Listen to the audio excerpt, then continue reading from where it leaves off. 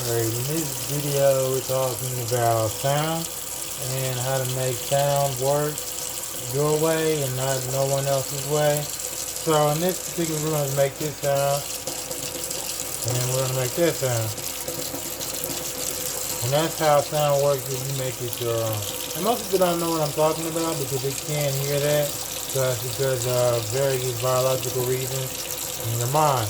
Now, we're going to talk about how sound works if you want to make sound harmful. Now, if you want to make sound make a great, impressive way, you would go.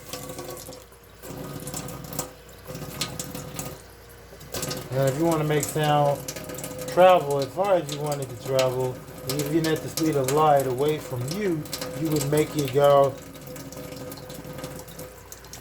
not like that, but a specific way like that.